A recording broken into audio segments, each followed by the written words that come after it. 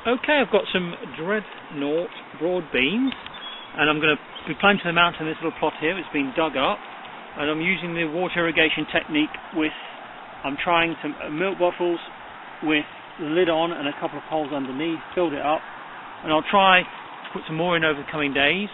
And the idea is with these dreadnoughts, broad beans, you've got to separate out the roots from each one. And then this pack, which was shop bought, that's how they come. So I'll just be separating them out. Okay, I've separated them out. There's about 14 of them, and each one, as you can see, comes with its roots, and you can see there's the original broad bean seed, quite a healthy young seedling. And the idea is I'm going to be digging in with the trowel. I've marked out some holes here. You can, of course, put some compost at the bottom. Okay, so I've put a little bit of pet waste in there, which has got some pet waste from guinea pigs, and I'll lay the seedling here, try not to damage the roots, put plenty of soil around it. Okay, and the idea is I've got these irrigation bottles, and I will put more in over time because these will need water, and as I get more milk containers I can put them in. You can put them in upside down if you like and put holes in the lid. I've just put a couple of holes around the sides near the bottom, very small holes, and okay, that's the first one there.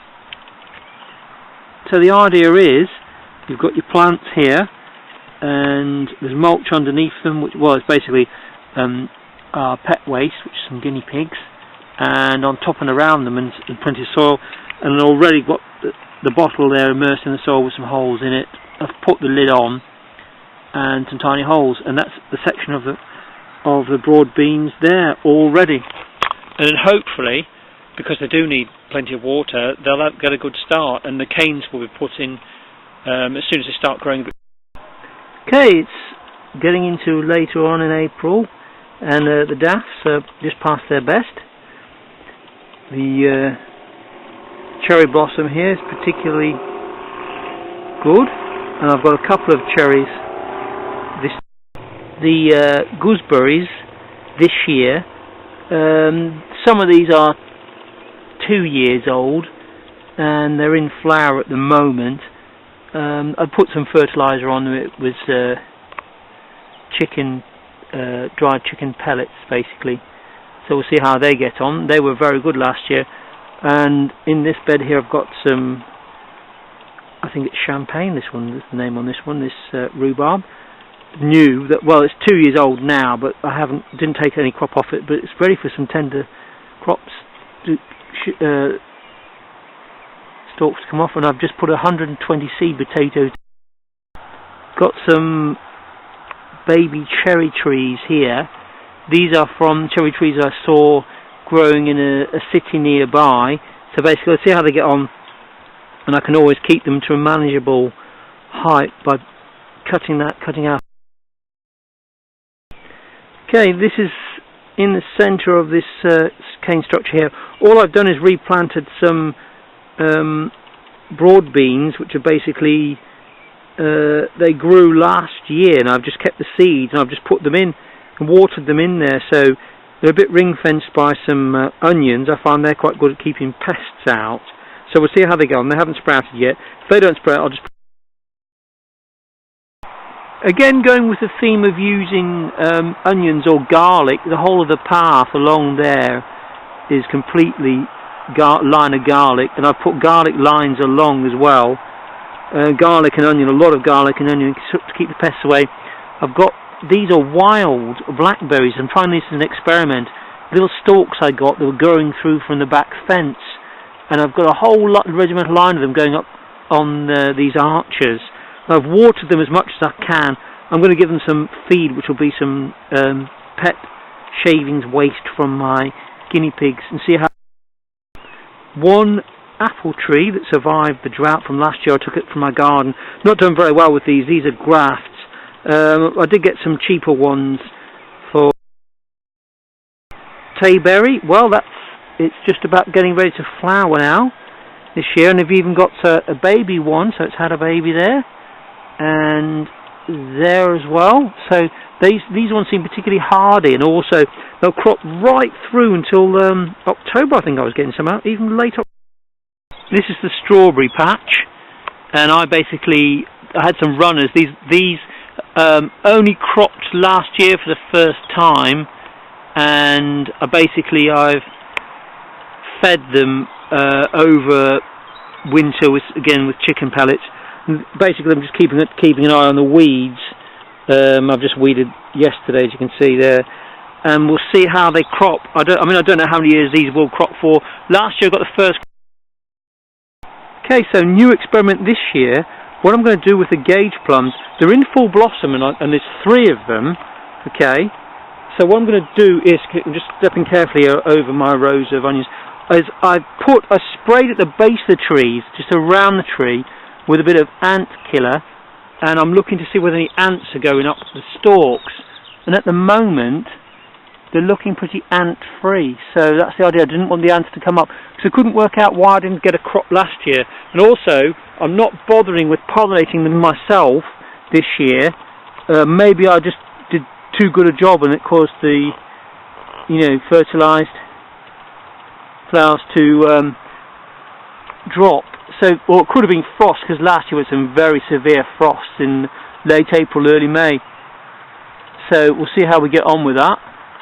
But so far so good. I am going to put some ant powder, however, a little thin circle around the bottom. Okay, more soft fruit, and this is now in full flower. And these have done very well on the back, near the back row of the plot. And I've spaced them out evenly, plenty of airflow around them, not pruned them at all. And we've got some, basically, it's blackcurrants. Mostly blackcurrants, and there is a red currant as well, I believe. Okay, so this is my rhubarb, and there's a bit of sort of a head coming up there. I'll let this one go. Okay, probably going to turn into a bit of a flowering head. I've taken a couple out yesterday, and the actual shoots are looking quite tender at the moment, more tender than they've been before. So I might actually be able to crop some of this rhubarb while it's like this. So it's done quite well this year, and I'm quite pleased with how it's getting on. Again, I used quite a lot of chicken pellets over the winter on the soil, and I've tried to keep tabs on the weed. It's sharing the plot, because my unfortunate love, well, I love brambles. Basically, these are brambles. And basically the brambles, I have to keep them in control because they do produce lots of berries. The blackbirds love them. I don't mind that really. I mean, as long as there's some left for me. There you go. So the rhubarb's done quite well this year. And I have propagated, and there's a different variety of rhubarb. You can tell because I bought 1 or 2 different varieties, different type of shaped leaf on that rhubarb there, and it even quite invasive. It's spread over to this side of the plot here. And this is where I'm beginning to sort of think about composting seriously. And I bought one of those sort of tools you can twist around into the compost plot itself. And on the back row, I've got myself a Kentish cob there, and I've planted a few filberts along the line there. But this is a little beauty here, which is a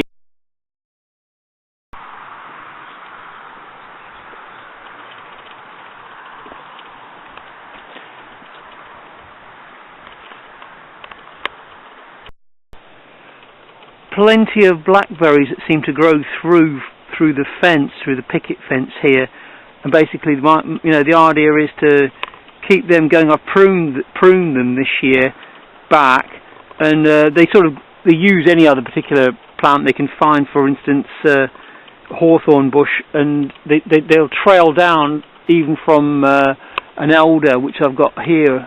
There's an elder there, and there you've got basically an anchoring point for them, and this will go into flower.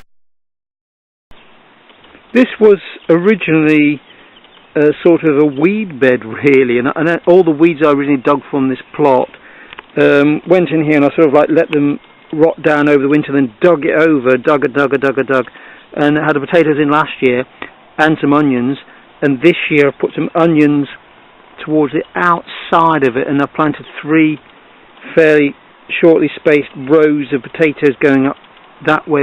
I fitted about 120 little seed potatoes. They were taken from crops I got last year. Red potatoes seem to survive the pestilence that you get here, and there's the rhubarb at the end, and so I'll just basically put I put chicken pellets on them already, and another sort of composting material on top, not sort of drown them out, and I don't overwater really. Welcome back to another year of gardening. This time you find me filling up my bucket. Put 2. Don't waste the time with, just do the 2 and I can carry them. This year looks like it's going to be quite dry for a couple of weeks, so the idea is to get plenty of mulch. I'll put some pet waste and chicken pellets down, watering as much as I can, and the plot, quite happy with soft fruit, as is plenty of onions there. I've put lots of onions in this year, less potatoes, trying to sort of keep an eye on the pests. Done a lot of digging this year as well, taken on larger area, and basically it's been weeds and weeds, tons of weeds into piles, and then back again to dig up more, and basically slowly making topsoil from compost, digging over, and just getting the first few crops in, lots of soft fruit, and trying fruit trees out.